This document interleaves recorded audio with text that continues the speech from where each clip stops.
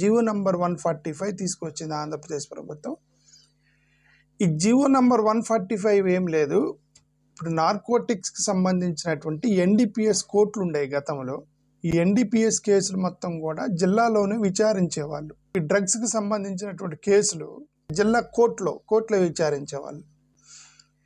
అయితే ఇప్పుడు మన రీసెంట్గా ఆంధ్రప్రదేశ్ ప్రభుత్వము యాంటీ నార్కోటిక్స్ గ్రూప్ని ఒకటి తయారు చేసింది. దానికి ఈగిల్ అని పేరు పెట్టారు. 26 కంట్రోల్ సెల్స్ పెట్టారు. 26 కంట్రోల్ సెల్స్ పెట్టి ఆల్మోస్ట్ అప్రాక్సిమేట్గా ఒక 9 కోట్ల రూపాయలు ఖర్చు పెట్టి ఒక స్పెషల్ టీంని వేశారు. దాంట్లో ఒక 358 మంది ఆఫీసర్లని, వాళ్ళలో ఒక 341 మందిని డిప్యుటేషన్ మీద పంపిస్తే 17 మంది రెగ్యులర్గా అదే డిపార్ట్మెంట్లో పనిచేసేటువంటి ఆఫీసర్స్ని రిక్రూట్ చేసింది.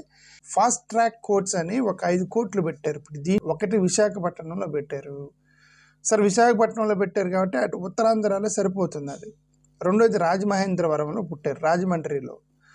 Okay, east Godavari, west Godavari, ఆ గోదావరి జిల్లాల్లో రాజమండ్రిలో పెట్టారు, దట్ ఈస్ ఫైన్. మూడోది విజయవాడ పెట్టారు. విజయవాడ అది మెయిన్ సెంటర్, క్యాపిటల్ సిటీ లాంటిది కాబట్టి పెట్టారు, కరెక్టే.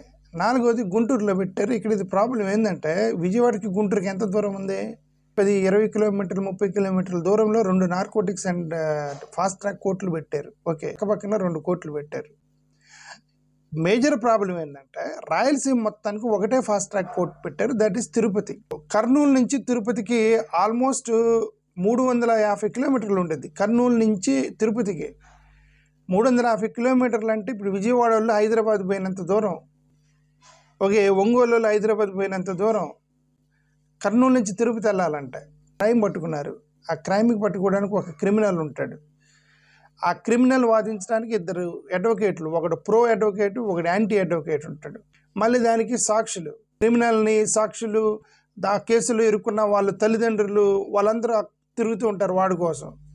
ఒక క్రైమ్ కనుక కోర్టులో రిజిస్టర్ అయిందంటే ఆల్మోస్ట్ 20-30 మంది ఆ క్రైమ్ చుట్టూ తిరుగుతుంటారు. మళ్ళీ పోలీస్ డిపార్ట్మెంట్, దాన్ని హ్యాండిల్ చేస్తున్న పోలీస్ డిపార్ట్మెంట్, పోలీసులు, 2 అడ్వకేట్లు, క్రిమినల్కి సంబంధించిన బంధువులు, సాక్షులు, ఇంతమంది ఒక కేసు చుట్టూ తిరుగుతున్నప్పుడు కర్నూలు నుండి తిరుపతి వరకు ఈ నార్కోటిక్ సంబంధించినటువంటి ఎన్డీపీసీ కోర్టుని తిరుపతిలో పెడితే ఈ కర్నూలు నుంచి ఇంతమంది తిరుపతికి ట్రావెల్ చేయాలి. కర్నూలులో ఎన్హెచ్ఆర్సీని షిఫ్ట్ చేశారు అమరావతికి. జ్యుడిషియల్ క్యాపిటల్ చేస్తానని చెప్పేసి కోర్టులు, హైకోర్టులు మొత్తం కూడా అక్కడ పర్మనెంట్ బిల్డింగ్ ప్లాన్ చేస్తే షిఫ్ట్ చేశారు అమరావతికి. గవర్నమెంట్ రాయలసీమ మీద చిన్న చూపు చూడడం కరెక్ట్ కాదు.